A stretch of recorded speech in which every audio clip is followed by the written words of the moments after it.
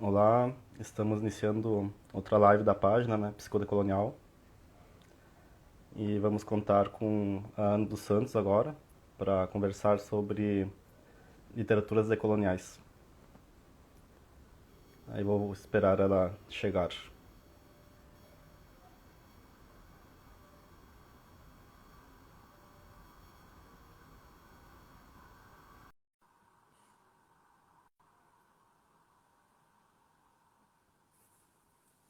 Boa tarde.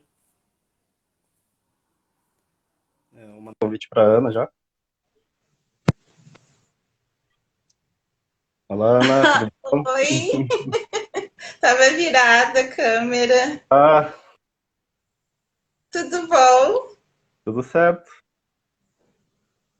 Um dia incrível para termos essa conversa, né? O Dia da Consciência Negra, né? Um dia em que Então, os Jesse, próprios negros, né? Uhum. obrigada pelo convite.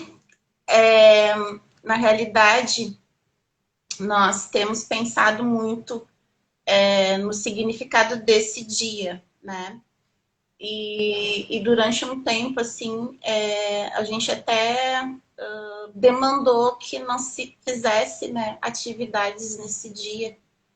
Mas devido à circunstância que a gente está vivendo, né, do recrudescimento, não, né, do aumento do racismo. A gente está tendo aí um monte de pesquisas que estão mostrando, né, que nos últimos anos a denúncia do racismo aumentou, porque ele em si é uma estrutura, mas a denúncia está aumentando por conta justamente das pessoas se sentirem à vontade para dizer que são racistas e que não tem vergonha disso, né?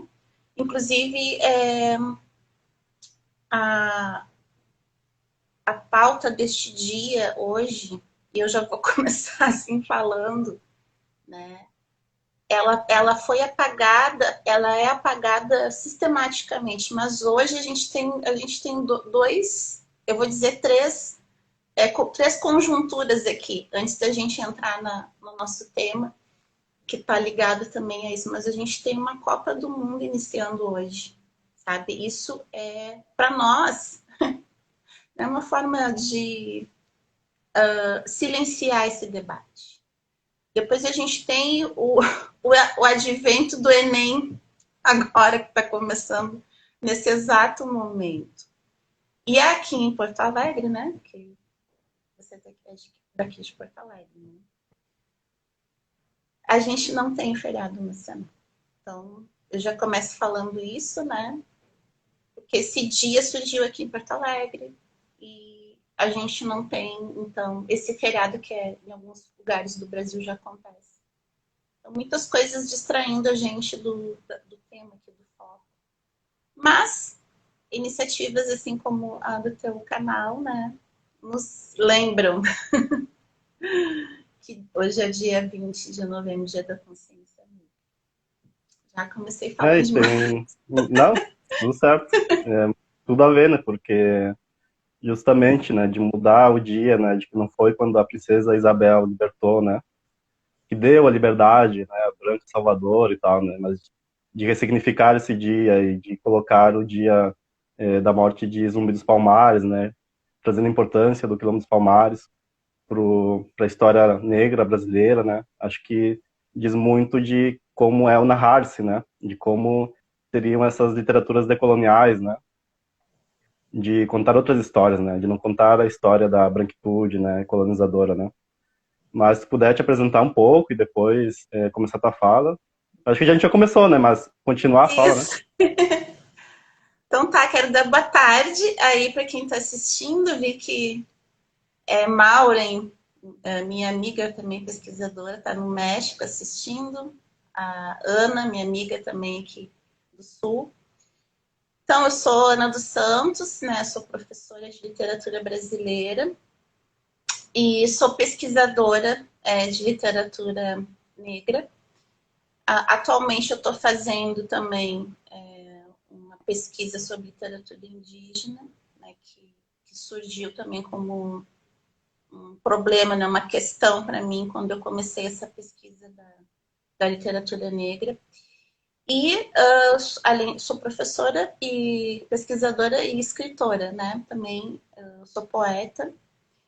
E tenho uma oficina que é justamente o resultado dessa pesquisa, é uma parte dessa pesquisa que se chama Mulher Negra, Meu Corpo, Minha Voz, né, onde eu apresento uma parte das escritoras negras, que o meu foco é a literatura de autoria de mulheres negras, e também é a prática, né, de exercitar a escrita criativa com esse tema, né, que me é tão caro. E óbvio que eu falo muito, né, de mim no meu trabalho.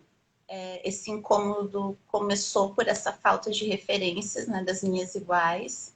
Eu fiz um curso de letras onde não foi apresentada nenhuma escritora negra, né, para mim. E depois o que me motivou a fazer a pesquisa foi a sala de aula mesmo, né? Da gente ter um currículo tradicional e não ter a presença dessas mulheres nesse currículo. Nós já não temos, né, também a presença de mulheres na literatura brasileira, muito apagada. E eu escrevo também sobre isso, né? Isso me atravessa bastante. E a pesquisa, né, ela é justamente fundada nessa ausência, nesse problema, né, de invisibilidade, porque na realidade elas sempre existiram, sempre escreveram, sempre produziram pensamento, mas a invisibilidade. Então, quando a gente fala dessas literaturas decoloniais, né, a gente tem que usar essa ferramenta aí para analisar o passado, né? A ferramenta decolonial dos anos 70, 80. Ela nos serve para radiografar esse corpo, né, da literatura brasileira. Então, falando desse conceito de literatura brasileira que a gente tem na escola, que eu tive, que a maioria das escolas tem, a gente tem uma narrativa da literatura portuguesa, né? Então, fomos colonizados por Portugal nesta língua, né, o português, a língua madastra, né, como diz a Conceição Evaristo. E a partir daí nos foi apresentado um repertório, né, de uma escrita eurocentrada. Então, toda a literatura brasileira que a gente estuda, ela sempre foi copiada desse molde europeu, no caso Portugal, né, nossa referência principal. E a gente tem aí uns 400 anos de literatura, assim, né, a divisão dos períodos literários, toda ela é feita em cima de movimentos artísticos europeus. E a gente tem a problemática do romantismo brasileiro, né, que é justamente quando o Brasil se torna independente de Portugal, né, a gente está vivendo agora esse bicentenário, a gente precisa falar sobre isso, porque não nos tornamos independentes de fato. Se cria narrativas de identidade brasileira, né? E neste dia, no dia 7 de setembro de 1822, onde se pregava essa independência, se pedia por liberdade, igualdade e fraternidade, né? Os valores da França, né? Da Revolução Francesa. A gente tinha, no feito da independência, metade da população continuou escravizada. Então, não tinha liberdade, muito menos igualdade ou fraternidade. E aí se cria a narrativa do indígena como sendo o nosso ancestral, apagando toda a violência do genocídio indígena, né, e romantizando ali heróis como Iracema, né, o Guarani, para dizer que esse bom selvagem se encontrou com o português e gerou o povo brasileiro. Então, todas essas narrativas, né, que é a história única que Portugal conta, são extremamente danosas à nossa identidade. E aí a gente vem dar um salto para o modernismo, né, no século XX, que também estava cheio de boas intenções, né? E a gente está fazendo o centenário do modernismo esse ano, e a gente precisa criticar essa Semana de Arte Moderna, né, que a gente tinha ali a maioria da elite, né, do café, algumas mulheres, eu acho que a grande contribuição do modernismo foi a presença de mulheres, mas nós não temos pessoas negras e indígenas. E aí, dentro dessa história da identidade nacional do modernismo, né, se faz um elogio à miscigenação, de novo, né, silenciando a violência colonial. Mas é a partir do modernismo que a gente começa, então, a ver uma certa representatividade. A literatura brasileira tem vários casos de embranquecimento, né, de autores. O Machado de Assis é o clássico, né, que muita gente até hoje não sabe que ele era um homem negro de periferia, nascido no Morro da Providência. E por conta desses registros em preto e branco, né, para clarear ele, foi muito fácil, né, para pegar a mulatice dele e dizer que ele era um homem que deu certo, apesar de tudo, né, e aí elogiar a meritocracia do Machado de Assis. E a gente tem o caso do Mário de Andrade também. O movimento negro reivindica há muitos anos essa identidade negra do Mário de Andrade. Foi a mesma situação, a situação de ter registros em preto e branco que não mostravam, né, a descendência negra do Machado. Hoje em dia a gente tem um movimento artístico indígena que está justamente falando na reantropofagia, e esse movimento traz o Mário de Andrade negro, né, numa cabeça, né, é uma imagem muito bonita do Denilson Banilla, da nova reantropofagia, onde ele traz a cabeça do Mário de Andrade negra numa bandeja, com os elementos indígenas ali também, né, porque Mário, né, na sua curiosidade de pesquisador, se apropriou desse mito do Macunaíma, que é um mito indígena que os indígenas estão reivindicando. Então, a gente está vendo, né, esse legado do modernismo num campo de disputas de narrativas, né? Ainda não está dado, ainda não está pronto isso. Mas não podemos ser ingênuos, porque isso causa um estrago muito grande daí na cabeça dos leitores brasileiros. A gente tem não é só a representação do autor, né? Tem a pesquisa da professora Regina Del Castanet, né, que fala disso. Ela mostra ali os romances contemporâneos, que 90% dos escritores são homens brancos da classe alta, né, do Brasil. E, por consequência, eles vão reproduzir nas suas narrativas esse embranquecimento, né, da população brasileira. Eles vão deixar apagadas as vozes, né, das pessoas negras, indígenas, LGBTs. Então, a literatura não é ela não é um lugar assim de arte, de criação artística livre. Ela está atravessada por essa sociedade, né, essa sociedade racista, e ela acaba reproduzindo esse racismo nas letras.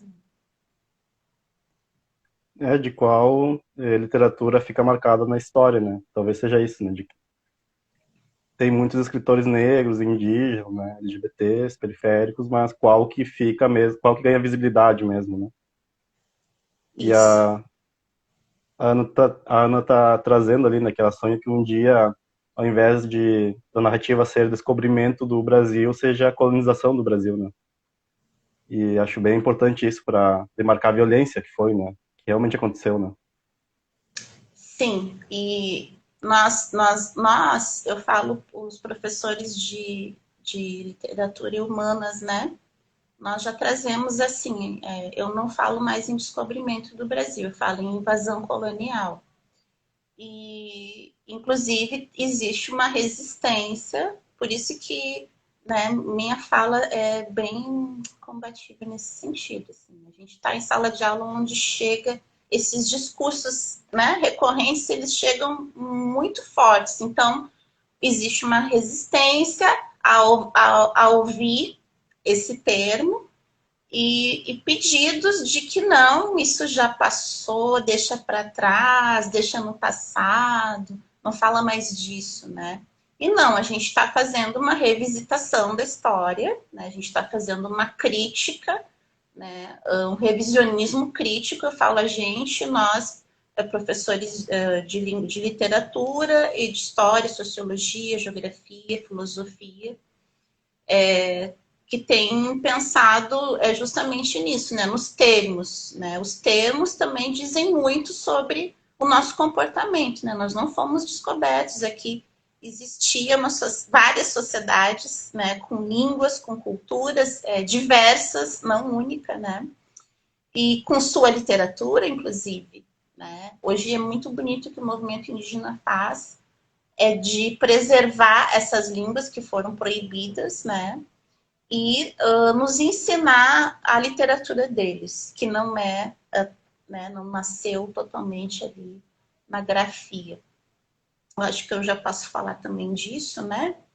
Que a minha pesquisa agora eu estou focada na obra da Eliane Potiguara, né, que é uma escritora indígena brasileira.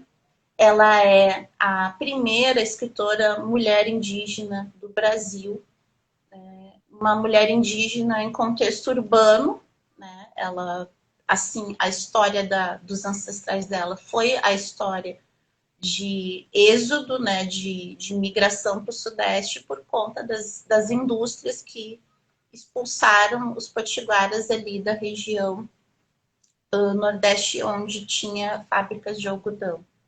Então, a Eliane Potiguara, na cidade, ela começa a fazer essa busca da identidade dela e a luta indígena. Né? Então, ela vai trazer a mulher indígena, é muito interessante isso, né? Ela faz pesquisas sobre todos os povos indígenas, não só sobre o povo potiguara. E ela foi casada com o Taiguara, né, que é um cantor que foi perseguido na ditadura, e ele era daqui do sul. E por conta dessa relação com ele, ela pesquisou muito os povos Guarani. Né? E antes da chegada do colonizador, as mulheres guaranis, elas tinham a última palavra nas decisões, né, do grupo, da comunidade. Então, a gente tem ali toda uma força da mulher que o próprio colonialismo, né, depois acabou moldando também, né, o silenciamento dessas mulheres, né, e que também, né, além do genocídio, a destruição da cultura, né, como eu falei, né, o colonizador proibia que se falasse línguas indígenas. Né, então, todos os resgates que estão sendo feitos hoje são questões da língua, né, desse sistema artístico, né, dos indígenas, que não é grafo-centrado como o nosso, né, na escrita. E também da necessidade que eles têm de preservar a língua, mas também de nos ensinar as suas narrativas decoloniais na língua portuguesa. E aí, quando eu te disse que a minha pesquisa foi justamente para o grupo indígena, foi porque sofreram, né, junto com as pessoas negras, o mesmo processo. Então, o que acontece, né, na escravização africana? Os sequestros dos navios já eram estruturados em cima do apagamento dos nomes, né, da identidade, né, do apagamento da sua região.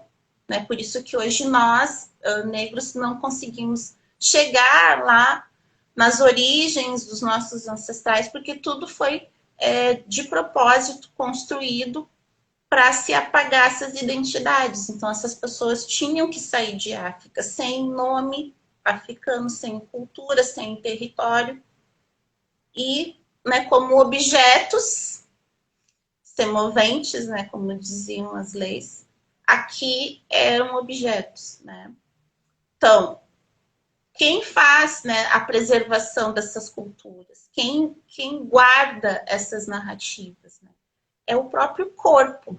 Né? O próprio corpo vira um território, né, e nas insurreições, né, pela liberdade, as pessoas conseguem rememorar e trazer, né, as suas referências culturais.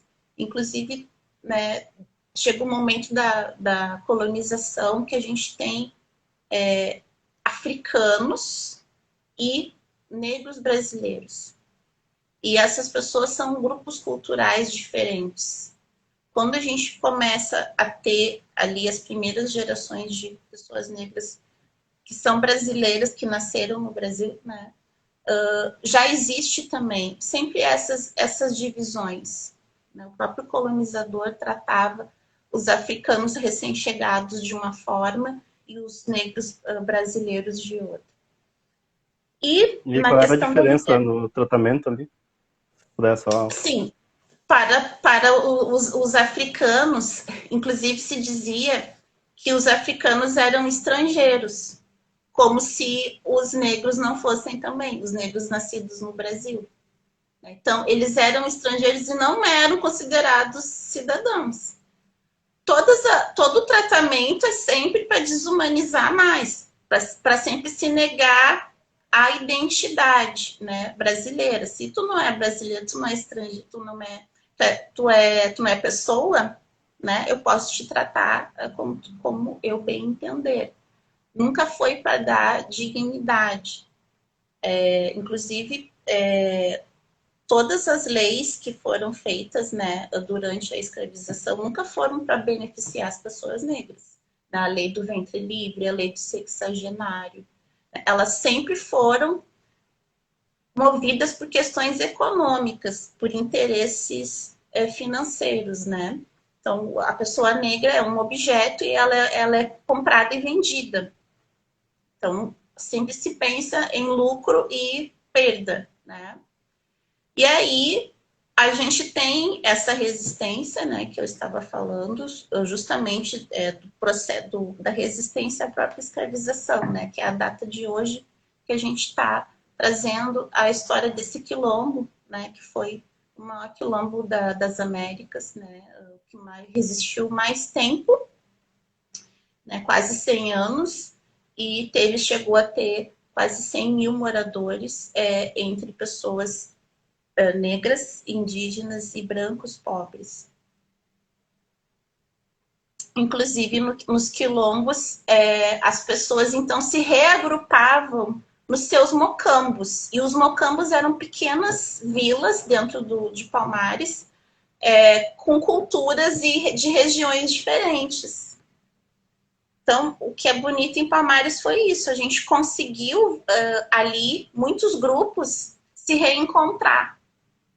Então, cada grupo tinha uma cultura próxima e ali se podia fazer referências à África, se podia se fazer referências à espiritualidade africana, né?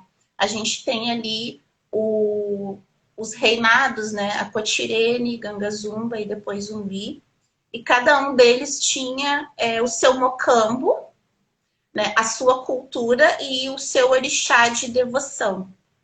Então, por que é importante a gente saber isso? Porque nós não somos todos iguais. Né? O colonizador gosta de uniformizar a gente. Né? Nós somos completamente diferentes, porque viemos de diferentes regiões de África. Né? E a mesma coisa os indígenas no Brasil. Né? Não são todos iguais, né? Não falam a mesma língua, não têm a mesma cultura.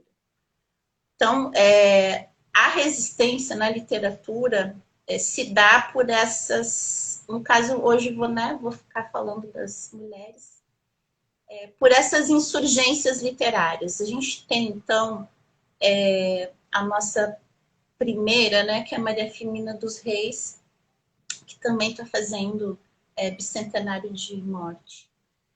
Então, Maria Firmina dos Reis, que é considerada a primeira romancista brasileira, né, ela foi descoberta ali em 2014, 15, que veio à tona esse nome.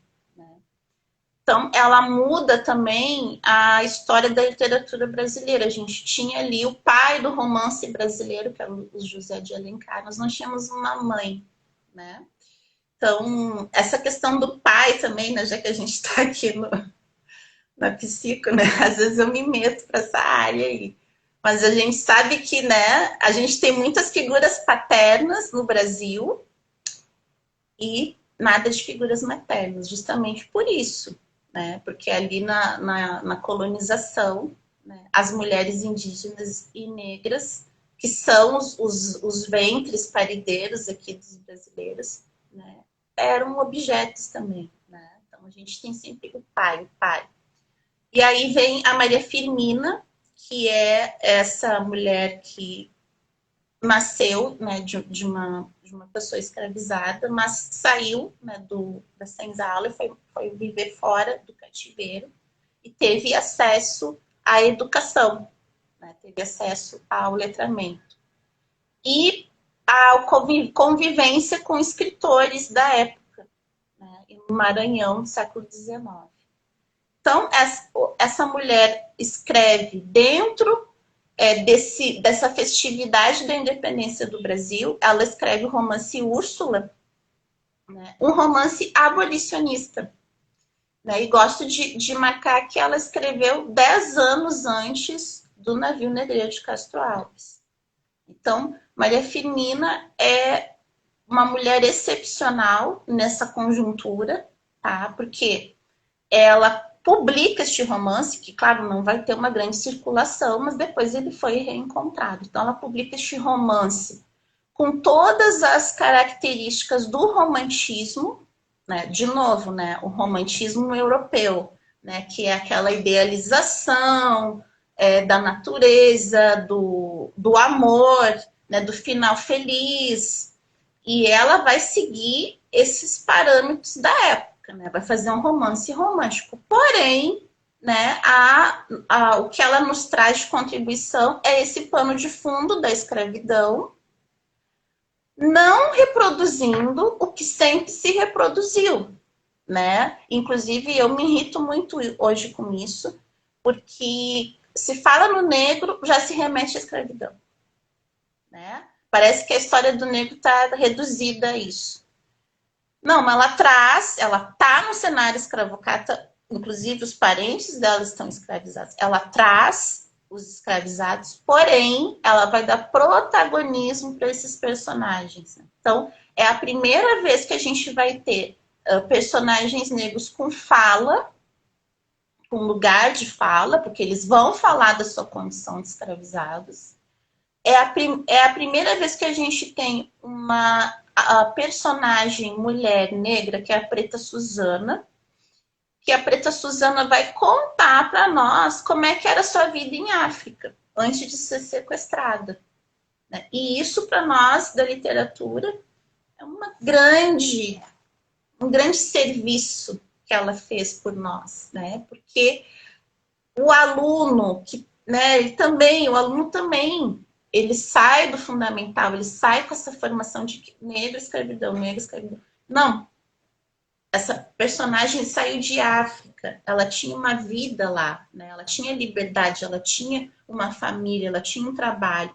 E ela foi sequestrada, né? Que é o caso da Preta Suzana. Ela conta, então, sequestrada, levada à força para esse navio, e chega no Brasil, vira esse objeto aí na mão do seu leitor.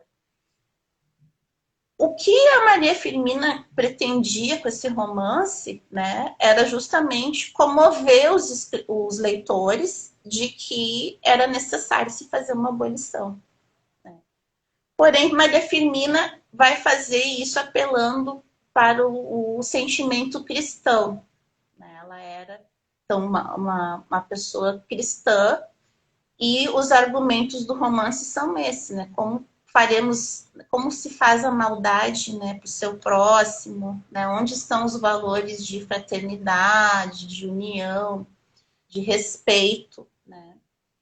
E por esse viés ela tocou o coração, segue tocando o coração de muitos leitores, né? Agora, foi ousada, foi extremamente ousada para a época.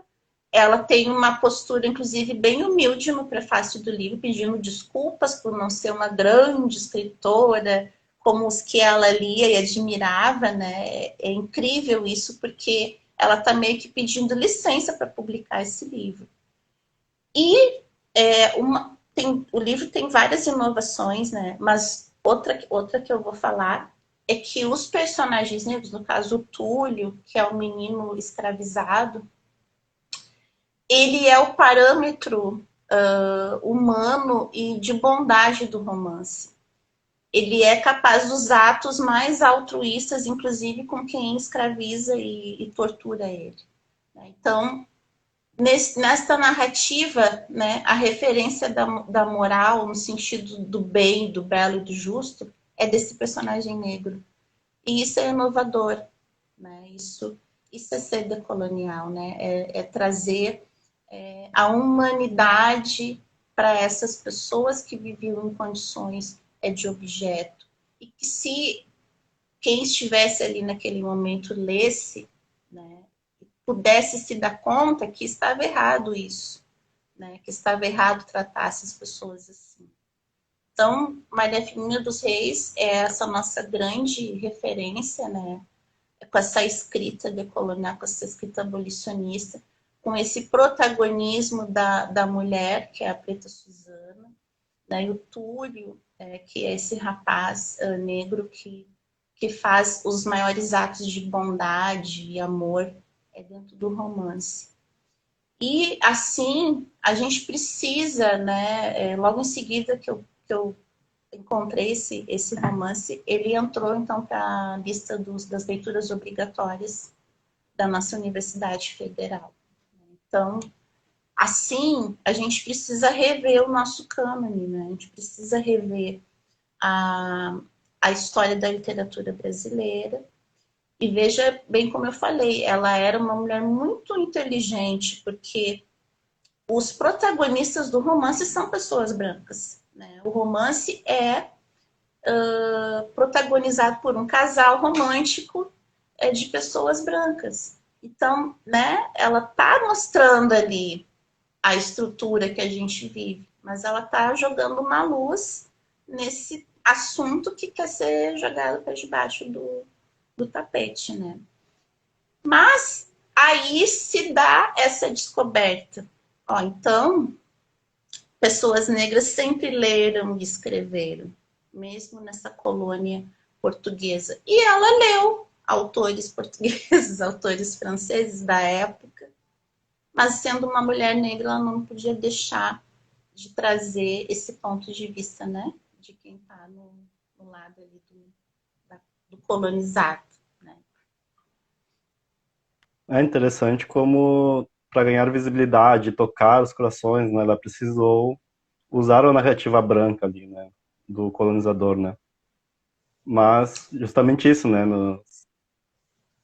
ela ampliou esse mundo do colonizador, na verdade, né. Ela trouxe esse mundo, mas trouxe outros mundos também, né. Ela não reiterou esse lugar de objeto dos escravizados, né. Ela trouxe um lugar de potência ali, né. E sobre a questão dos nomes, né, que tu já havia comentado, eu lembrei do quanto, tanto na população em situação de rua, mais forte até do que como na periferia, de como os apelidos é algo muito marcante, assim, né? E até na própria rua, eles às vezes se reconhecem mais pelo apelido do que pelo próprio nome que deram para eles, assim, né? Eu fico imaginando que é uma forma também de se narrar, assim, né? De criar uma identidade para si diferente do que foram criados para eles, assim, né? Sim, a questão dos nomes, inclusive, se fala, né, a Lélia Gonzalez, então, né, que Lélia Gonzalez é a filósofa que eu conheci também. Não conhecia, né, nenhuma filósofa negra. Então, a Lélia Gonzalez é a nossa pensadora feminista negra, né? Ela vai justamente, né, os estudos decoloniais, eles têm essa beleza. A gente não quer excluir, a gente não quer apagar a história da colonização, a gente quer trazer a nossa narrativa, a gente quer esse movimento de falar das duas narrativas, porque elas nos constituem como identidade, né? Então, a Lélia Gonzalez, ela vai para a psicologia, né? Ela faz a formação de Lacan, tudo, mas ela vai estudar a história do negro brasileiro. E uma das coisas que ela fala é justamente da infantilização das pessoas negras, né, através de apelidos. Então, assim, sim, teve esse primeiro rebatizado dos nossos nomes, né, africanos, depois assumimos os nossos nomes brasileiros, mas se faz uma infantilização das pessoas negras colocando apelidos nela, né? Assim como se faz a redução das pessoas negras a objetos sexuais. Então, a língua, e aí vem o português, né, que ela fala, né? O português é esse português que a gente precisou falar, né, porque não poderíamos falar nossas línguas africanas. É esse português que a gente precisou falar e que a gente colocou o nosso vocabulário ali, quimbundo, né, da Angola, que é o grupo maior predominante, mas outras palavras de outras etnias africanas que a gente fala até hoje, né, que ela chama de português, né, que é justamente essa linguagem popular, né, que a gente consegue se comunicar, mas que não é reconhecida nessa contribuição, né? Então, assim, o português brasileiro, né, que tem línguas indígenas também, que tem palavras indígenas, né, ele tem essas estruturas africanas das línguas africanas. E a identidade passa por isso, né? Passa por um nome, por um sobrenome, né? Aqui no Brasil, os escravizados tinham o sobrenome dos seus proprietários, né? Então, tudo isso daí a gente está tentando curar essas feridas, né? São feridas abertas que a colonização nos deixou. Então, o nome, né, a Carolina de Jesus fala disso, até eu ia começar a falar dela agora, e nada tá à toa, assim, né? Eu tô falando mesmo nessa linha do tempo. Né? A Carolina de Jesus, o sonho dela era publicar um livro com o seu nome na capa. Ela achava lindo isso, né? Ela dizia: o que eu acho mais bonito num livro é o nome do escritor.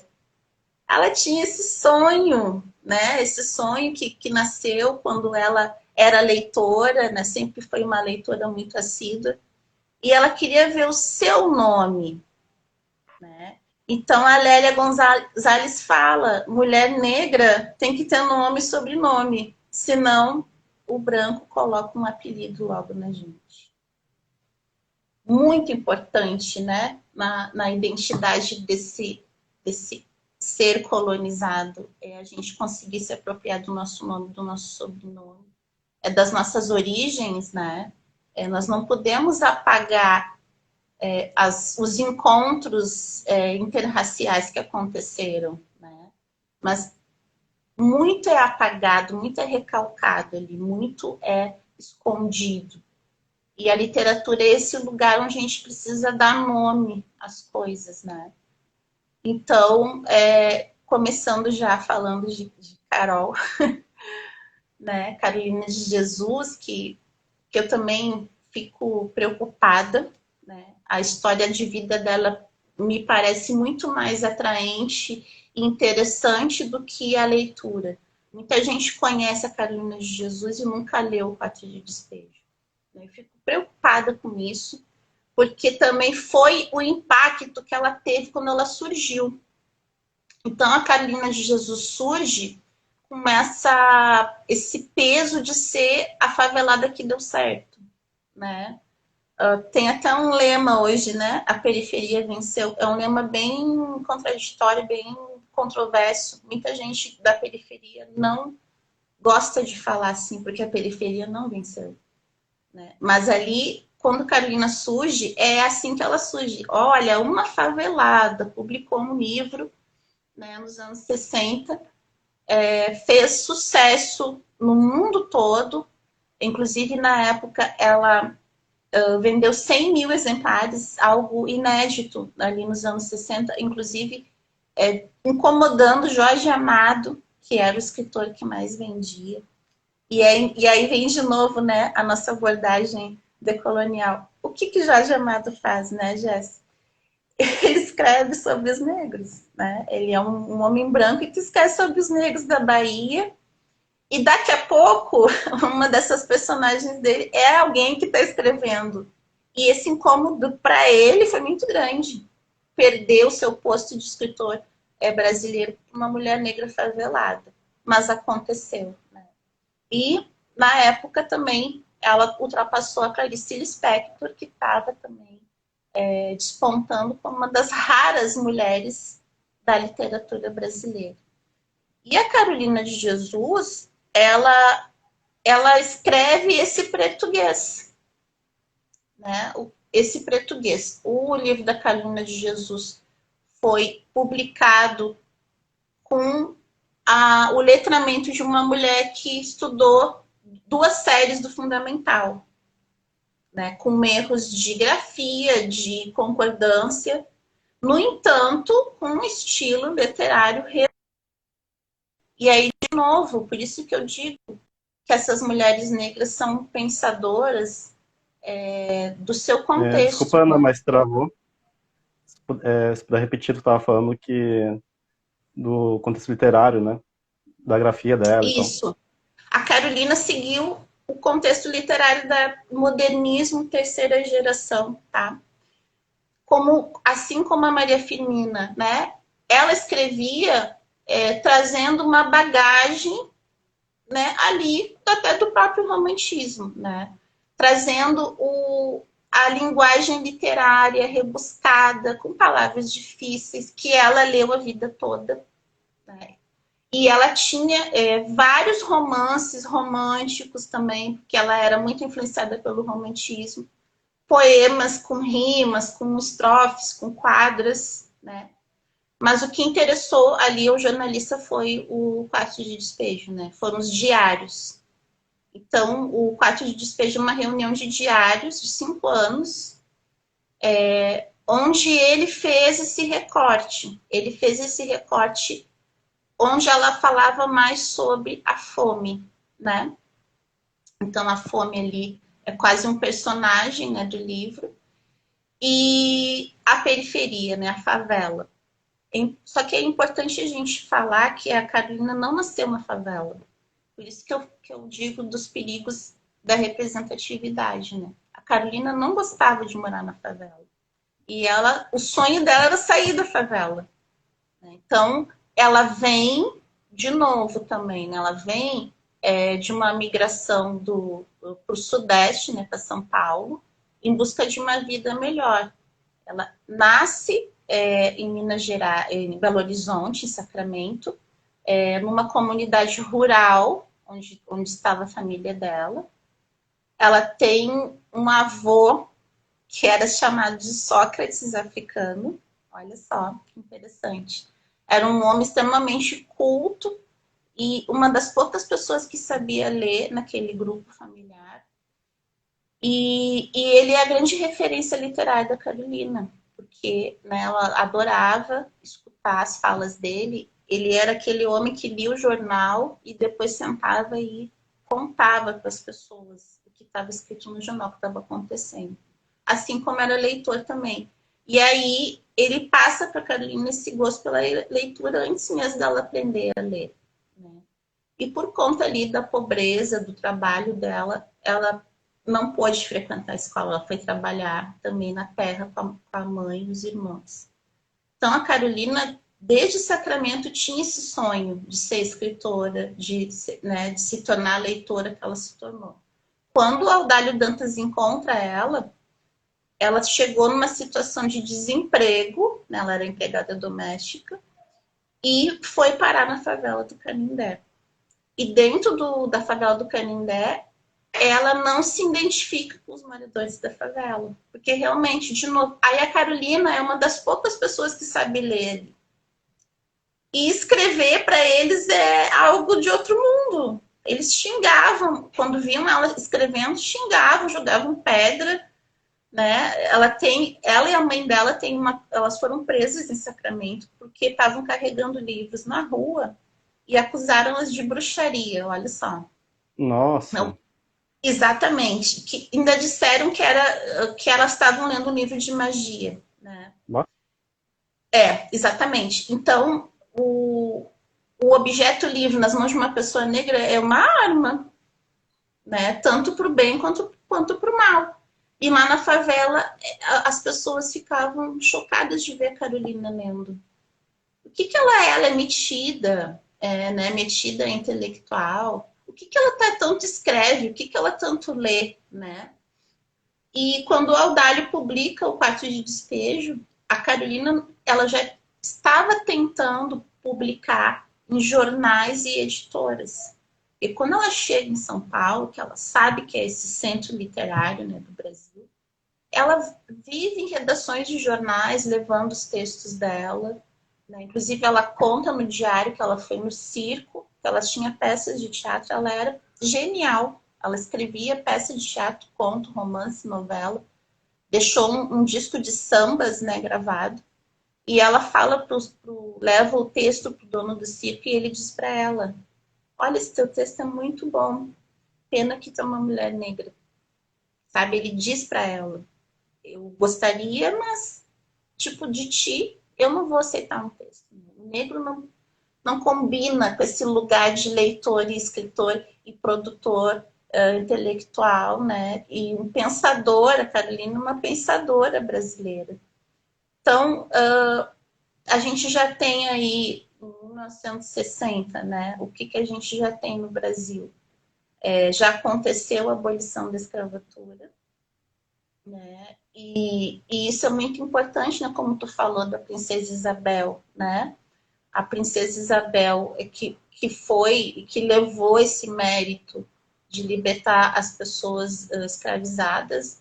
Né? Eu não sei o que ela diria se ela visse o Brasil hoje, né? Porque a gente vê que toda essa população, esse contingente de pessoas recém-libertas foram ocupar as favelas, foram ocupar as periferias, foram ocupar os subempregos, né?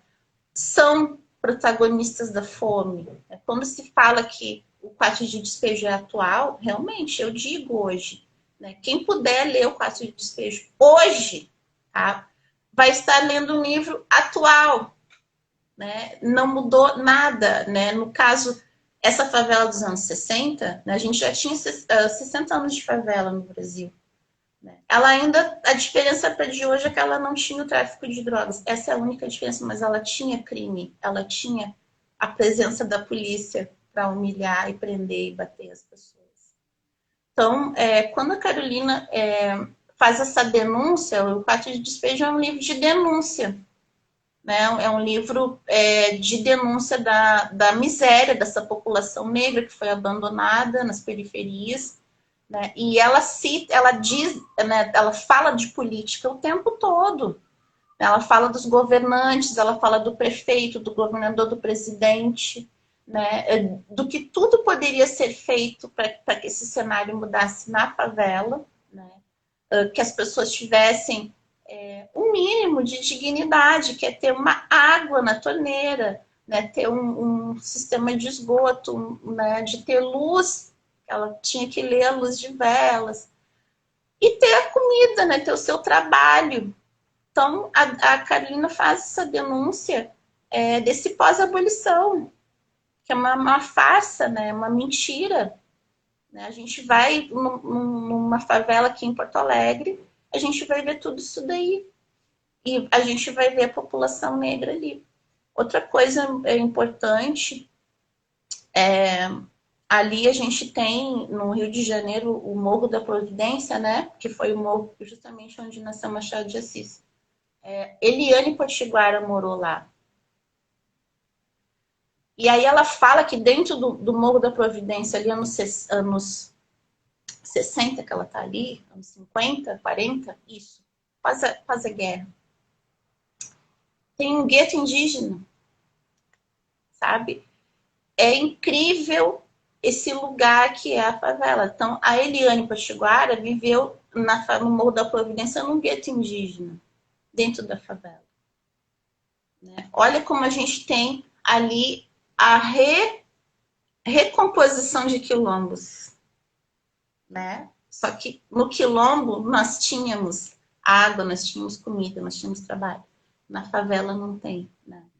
Então, a Carolina, quando faz essa denúncia para o mundo todo, né, que o pacto de despejo foi traduzido para 40 idiomas, para 40 países e mais de 14 idiomas. Né?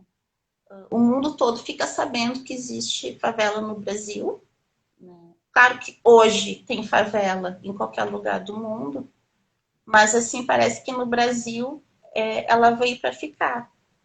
Né? Ela veio para confinar esse quarto de despejo, aquilo que ela diz, né? Que os trastes velhos que ninguém quer ver, que ninguém quer se comprometer. E aí ela consegue realizar esse sonho, que é sair de lá e construir essa casa de alvenaria, né? Que que são os próximos livros, depois que ela vai publicar, que não vão fazer tanto sucesso.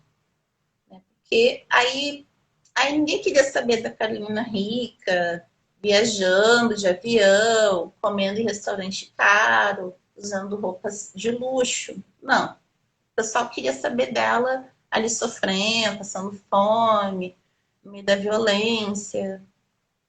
Né? Por que essa narrativa né, as pessoas não querem saber? Muitas vezes eu fico observando isso, sabe? Eu quero que as pessoas tenham parte de despejo. Eu sou aquela professora chata mesmo, sabe? Vamos ler, porque não se quer, né? Não se quer ler isso daí. Não se quer ler sobre o racismo. Carolina fala muito do racismo que ela sofria pelo seu cabelo natural. É anos 60 isso, né? E fazendo, então, esse último link, né? Eu também não tá controlando aí, né? A hora. Uhum. Eu Tem vou, mais 8 minutos. Pode ir mais também, tá, mas para finalizar tá. uma hora. Eu vou falar então da tríade, é uma tríade, né? Maria Firmina dos Reis, Carolina de Jesus e Conceição Evaristo. Então, Conceição Evaristo nasce em 46 e nasce numa favela, né, na periferia de Belo Horizonte, favela do Pendura-Saia. E Conceição Evaristo nasce também numa família pobre, né, de mulheres que já estão praticando esses trabalhos do pós-abolição, né? A Lélia Gonzalez fala disso. Nos trabalhos da Casa Grande que as mulheres negras faziam, de lavar, cozinhar, passar, cuidar das crianças, enfim, depois ele vai mudar só de cenário. As mulheres negras vão continuar fazendo isso no pós-abolição. Então, a Conceição Evaristo nasce, né, na periferia e ela conta, então, que de noite, né, a família se reunia para ler o Quarto de Despejo juntos. Né? Então, o tio dela, que era também uma pessoa que tinha acesso à educação e estudo, ele levou o Quarto de Despejo para elas lerem, né? A Carolina, a mãe e as irmãs, as tias. E que a mãe da Carolina, a mãe da Conceição, acabou também, tipo, fazendo um diário, sabe? Ela fala disso, que ela perdeu a mãe esse ano, e ela disse que ela queria muito publicar as coisas que a mãe dela escreveu quando elas se reuniam para ler o Quarto de Despejo em voz alta, né, na sala, assim, todos reunidos. Então, a Evaristo já nasce na favela, né? Ela já tem, por exemplo, uma consciência racial que a Carolina tateava muito. A Carolina fala de ser uma mulher negra na favela ou na cidade, que para ela o racismo, né, continua igual, mas ela não tem ainda a consciência de que isso foi planejado, tudo isso foi planejado, né, que vem lá do resquício da colonização. A Evaristo tem essa consciência, né? Então a Evaristo vai estudar e se torna professora. Ela consegue fazer o que a Carolina não conseguiu, ela se torna professora. No entanto, né, as mulheres negras publicam muito tarde no Brasil. A média é 37 anos.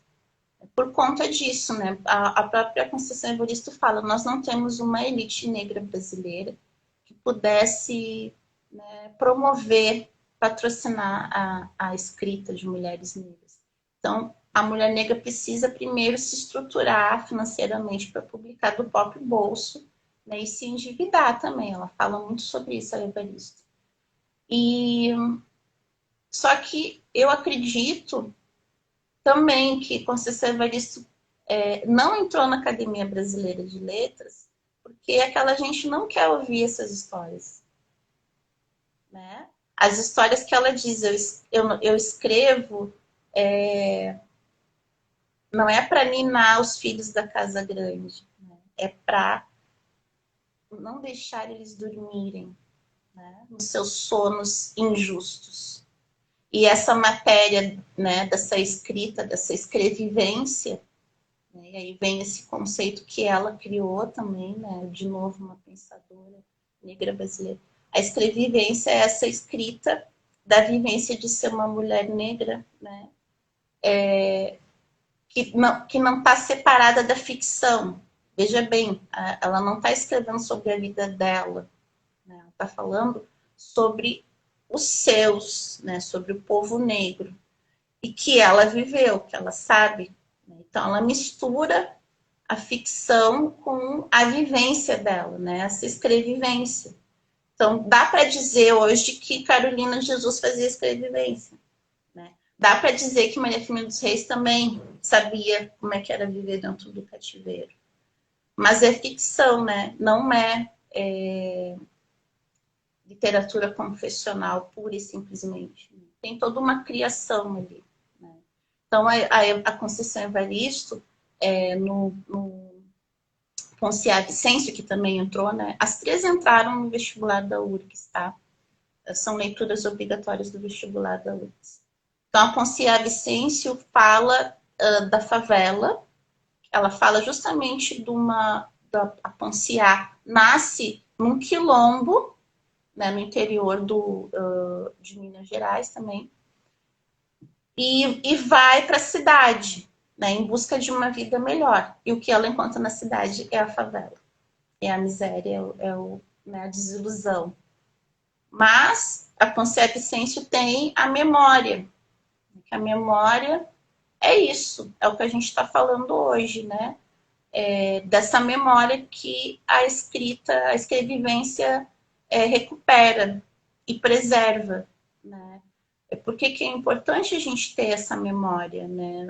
Nós brasileiros, aí eu falo de todos, inclusive das pessoas brancas, né? A gente precisa resgatar essa memória, porque ela foi de propósito apagada, né? Eu estava vendo que 18 de novembro é o dia que se queimou, né, toda a documentação relacionada à escravidão no Brasil. Então, a gente tem esse ato deliberado do Estado, né, de queimar toda a documentação, trazendo isso, o nome do escravo, de onde ele veio, quanto que ele custou, de quem que ele era propriedade. Então, acredito que a literatura tem essa função, né, da memória. Né? Através da memória, a gente pode falar dos nossos ancestrais, né? A gente pode resgatar a nossa identidade, né? E, de novo, né, disputar com essas outras narrativas, né, do silenciamento, né, do apagamento, da invisibilização, né? E aí, por esse sucesso tardio da Evarista, ela fala, né? Eu poderia ter feito sucesso antes, porque hoje ela não consegue dar conta da agenda dela, né? Ela é muito requisitada. Mas por quê, né? Por que ela não foi descoberta antes, né? Por causa do racismo, né? E aí eu preciso falar essa palavra, racismo. A gente precisa falar sobre isso. Então, te agradeço, né, o convite, te agradeço esse espaço aqui para a gente poder fazer essa fala, né, dessa coisa chamada Brasil, que a gente está tentando reformar, né, que a gente está tentando ter esperança, né, e acredito que os meus ancestrais sempre tiveram esperança, né, que a gente tivesse uma vida, o bem viver, né, que é um dos lemas das mulheres negras, a gente busca o bem viver, né. E a literatura é esse lugar aí que me alcança e que me traz esse bem viver, né? Que me traz essa identificação com essas histórias, né? Que são as histórias também da minha família.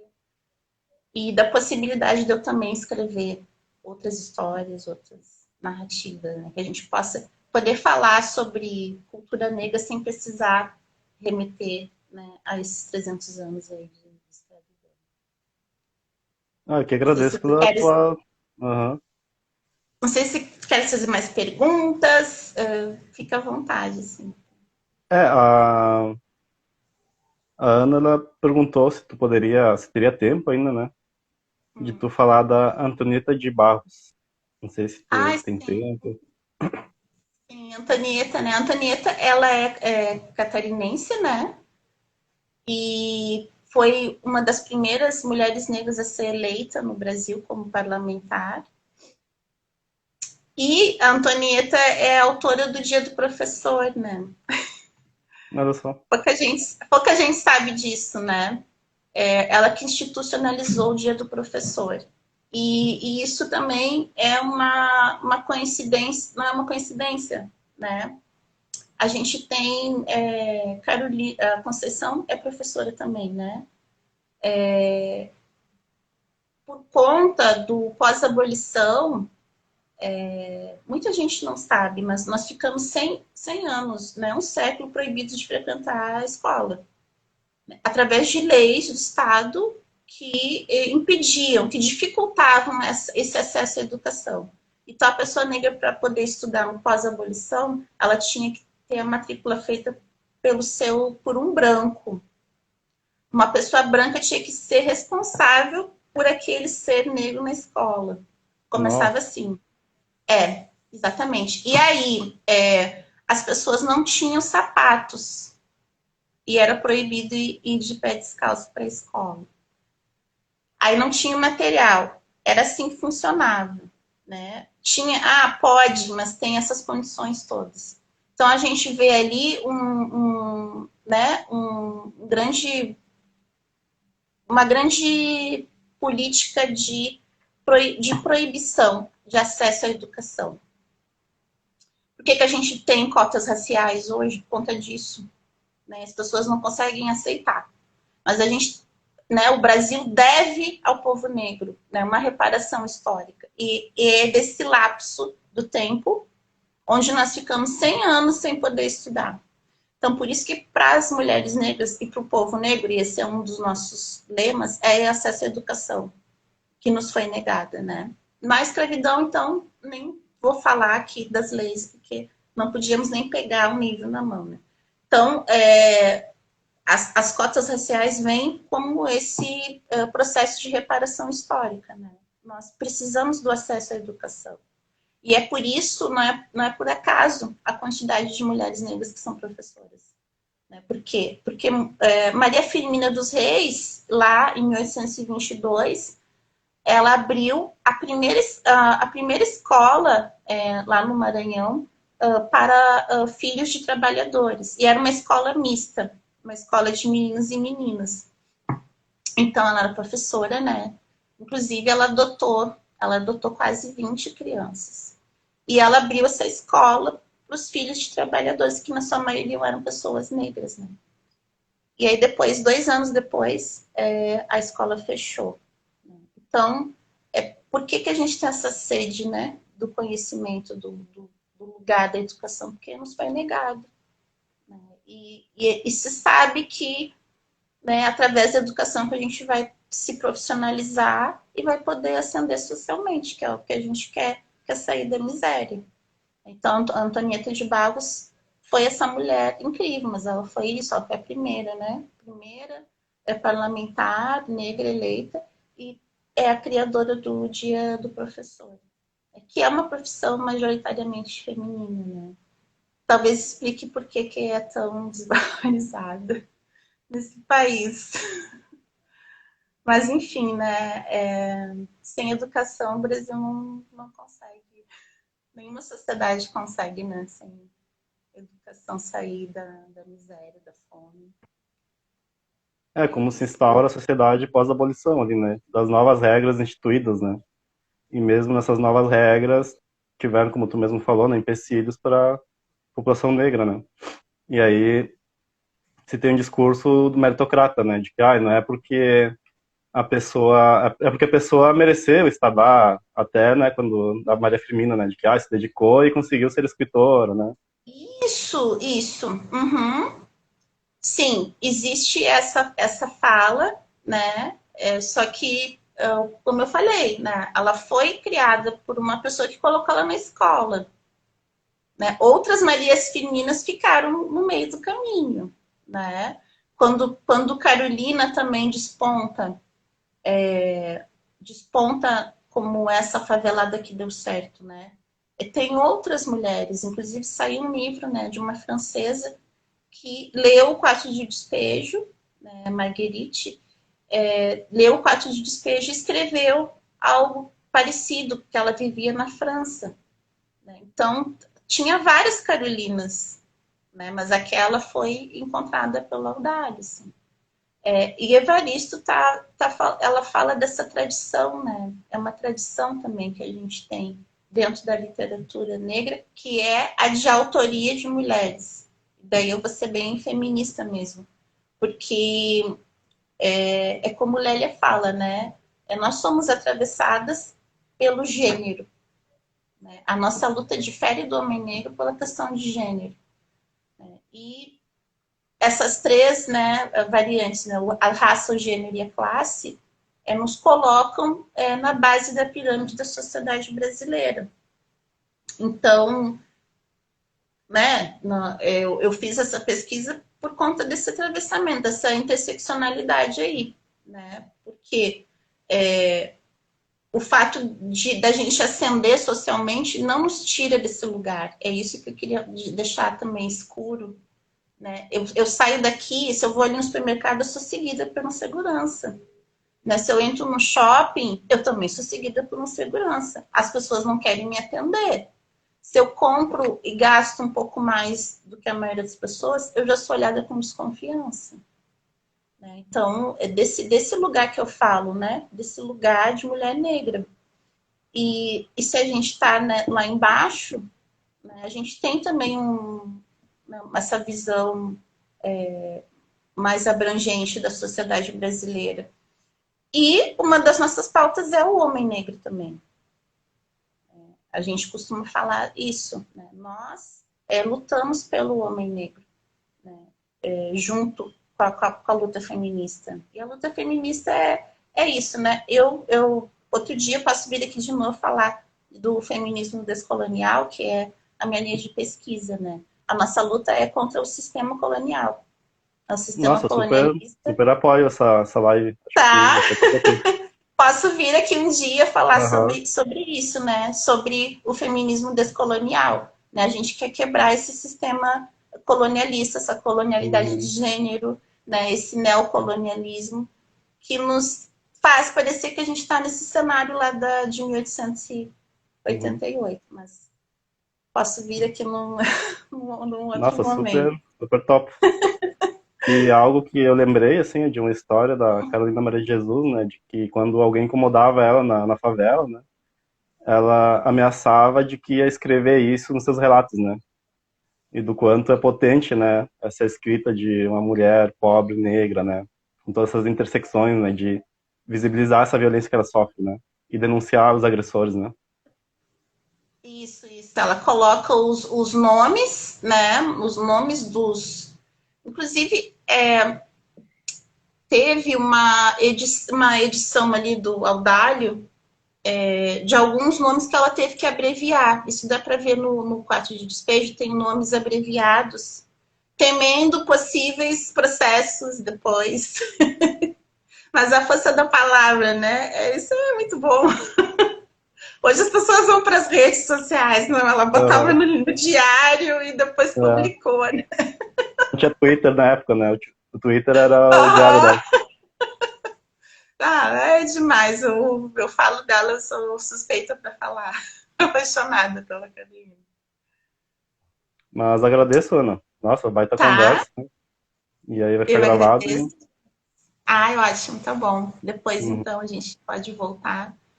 E desejo que, né, que todos estejamos realmente, né, na batalha, na trincheira, né? É todo dia, toda hora. É uma coisa que a gente precisa hoje em dia, que o movimento negro trouxe esse debate da denúncia, né? Como é importante a denúncia. Então, por favor, denuncie o racismo.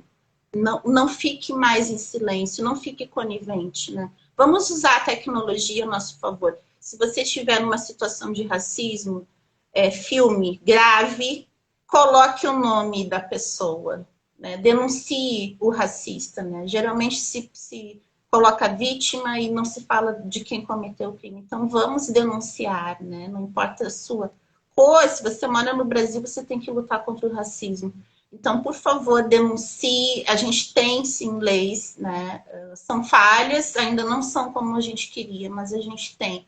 Então, racismo é crime, né? Denuncie e procure conhecer a história, né? Procure a memória, procure a literatura e, e também procure, né? Aí eu falo para o pessoal da militância, né? Procure também cuidar da sua saúde mental, né? Por quê? Porque, né, quem está aqui sabe do que eu estou falando, né? Quem milita junto comigo, né? O racismo adoece, né, Jesse? E ele mata. Né? E quando ele não mata com a bala de fogo, ele te mata teu adoecimento mental. E estar numa luta nos adoece também, né? Então, é importante que a gente busque a cura, né, dessa doença, né, social que nos atinge e atinge também até as pessoas que não são as vítimas, né, do racismo. Era isso que eu queria Uhum. Não, super arrasou. militar nesse dia 20 de novembro. Super arrasou. Então Mas então, tá, um abraço, tchau, obrigada pelo abraço. convite e um bom domingo para todos nós de luta e de mudança, né, de sociedade. Tá. Beijo. Beijo.